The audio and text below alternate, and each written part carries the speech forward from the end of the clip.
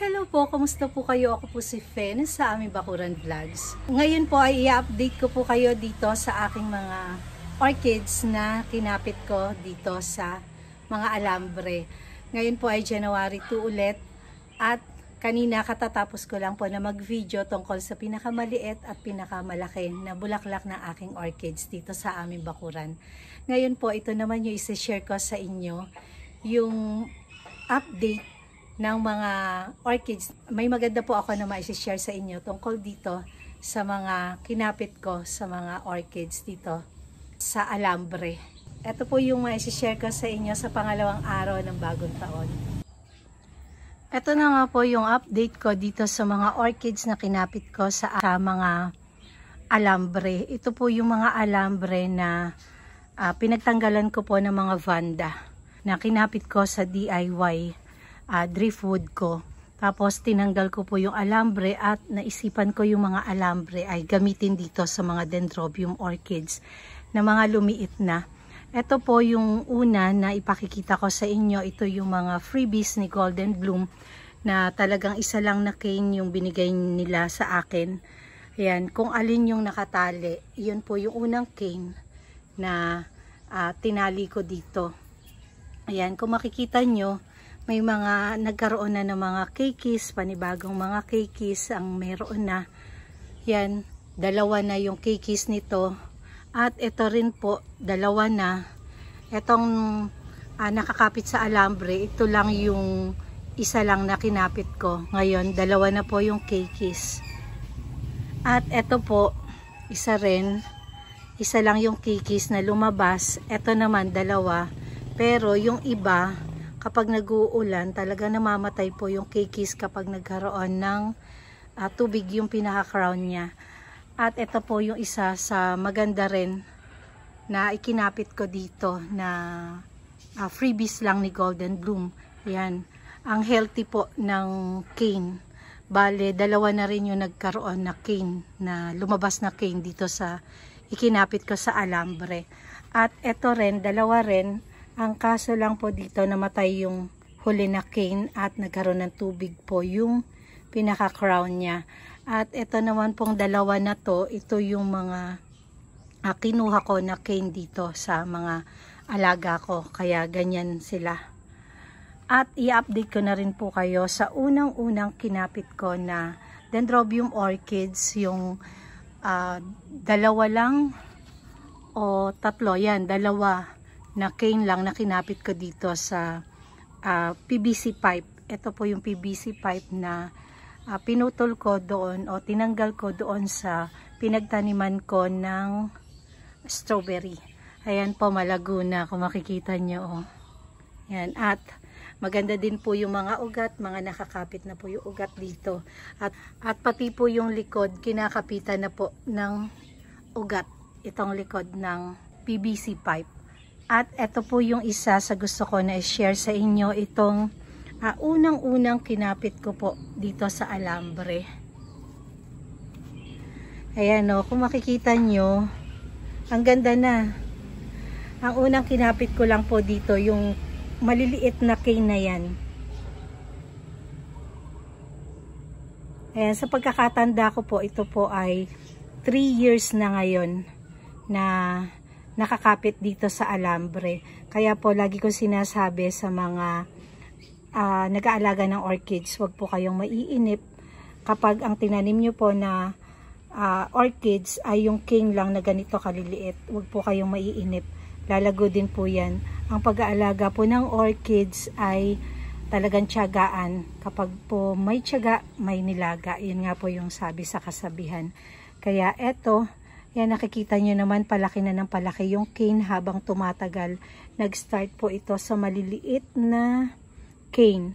Ngayon, kung makikita nyo, unti-unti kapag may lumalabas na cane, ayan, unti-unti tumataas po yung cane na kasunod na lumalabas. Kaya po, yung kasunod na cane nito, mas malaki na po dito sa pinakamalaki na cane ang lalabas. At natitiyak ko na magbubulaklak na rin po yung susunod na cane. At ito po yung isa sa gustong-gusto kong i-share sa inyo. Isa rin to sa kinaunang-una na kinapit ko na cane. Yan, kung mapapansin nyo, ito lang yung kinapit ko. Ito. Yan, yung tatlong yan. Ito. Yan lang po yung mga unang ikinapit ko na cane dito sa alambre. Ito pong orchids na to ay kinuha ko lang po sa mga orchids doon sa likod ng kubo na nakakapit sa driftwood. Ito po yung isa sa mga kinain ng mga suso na inilagay ko dito. Wala na nga po akong pag-asa na mabuhay to, pero tinry ko na ikapit dito sa alambre. Kaya ayan, kung makikita nyo, ang lalaki na ng cane, ang tataas na. Yan. At ito ang gusto ko i-share sa inyo. Yan. Nagbulaklak na po. Ito po ay pangalawang pamumulaklak na po dahil nung last year, nagbulaklak na po ito. Ganitong panahon din po nagbulaklak. Itong Dendrobium orchids na to. Ang ID po nito ay Anucha Flare. Ayan, dalawang spike nga po to. Sasabit muna natin. Ayan, dalawang spike nga po to. Bale, yung dalawang cane na lumabas ng sabay, naglabas pareho ng spike. Ito po yung isa. Kaya lang, hindi po nagtuloy. Ito po yung una na lumabas. Hindi po nagtuloy yung mga cane. Kasi, nag-uulan at kinain po ng ibon yung pinaka-buds ng bulaklak ng orchids. Kaya ito lang po yung nagtuloy na dalawa. Hinalagaan ko po talaga para po ma-share ko sa inyo yung bulaklak nitong Dendrobium orchids na to na unang-unang kinapit ko sa alambre. Kaya kung makikita nyo, talaga pong pwede po kahit nakakapit lang po sa alambre o sa PVC pipe yung mga orchids, kahit po walang media yan. Yung bunot, pwede po sila kagaya nito, walang media. Itong dalawa na to, nilagyan ko po ito ng bunot. 3 years na to na yung bunot na to, ito lang po yung talagang kinakapitan nila dito sa alambre. Pero po kung makikita nyo yung mga huli na ginawa ko, wala pong bunot yan kahit ano. Basta ikinapit ko lang po dito sa alambre. Kung makikita nyo yan, healthy naman po yung mga ugat nila. Sa nakikita ko po sa ganitong pag-aalaga ng orchids, sa pagkakapit ng orchids dito sa alambre, parang masasabi ko talaga na mas maganda pa yung mga nakalabas talaga yung ugat nila dahil walang potting media o walang media na kinakapitan na kapag nabasa at nababadyo ugat nila ay namamatay. Hindi po kagaya nung meron silang bunot na kapag nababad yung kanilang ugat, talagang patay po yung ugat nila. Pero ito, kung makikita nyo, yan o. Hindi po patay yung ugat. Walang patay na ugat. Kahit dito po sa mga una ko na inilagay dito sa alambre, yan, makikita nyo yung ugat, diba? Ang ganda. Kahit dito, yan, buhay po yan o. Nagkalumot lang.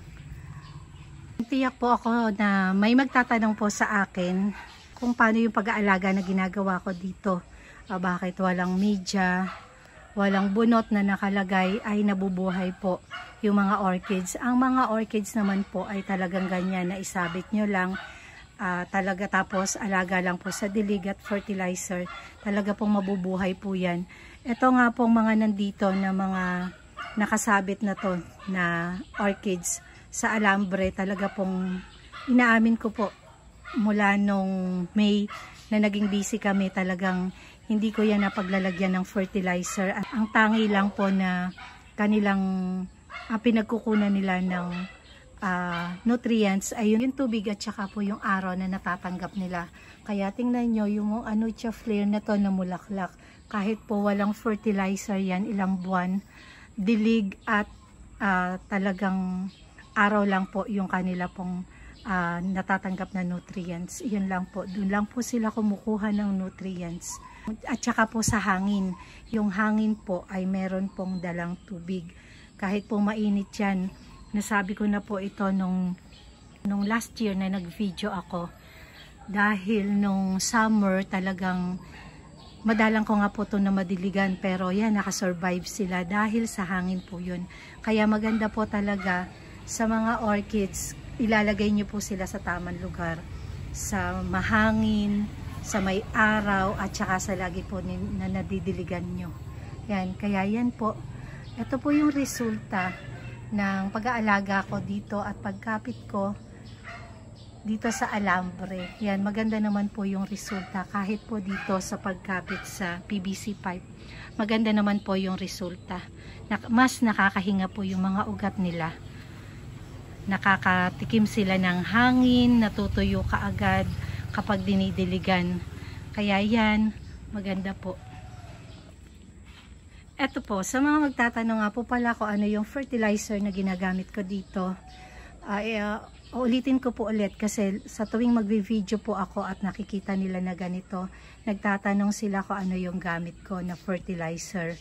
Ito po ang ginagamit ko pong fertilizer talaga dito ay 20-20-20 at Osmocote. Pero ito po hindi ko pa po nilalagyan ng Osmocote. Pwede naman po lagyan ng Osmocote dito. Isasaksak po yung Osmocote basket dito para yung pinaka Osmocote hindi po sumaya doon sa ugat at nang hindi po masunog yung ugat nila sa fertilizer.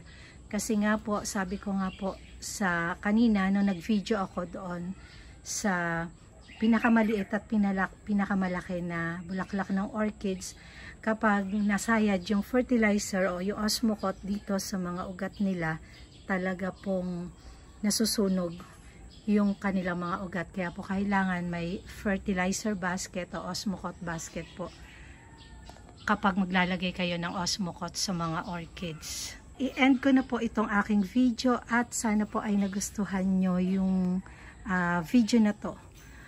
Maraming salamat po sa walang sawa niyong panunood at walang sawa niyong pagsuporta sa aking mga video. Sa mga subscribers, sa mga silent viewers, sa mga friend ko sa YouTube, at sa mga napadaan lang pero pinanonood po ng buo ang aking mga video, maraming salamat po. Keep safe everyone. God bless.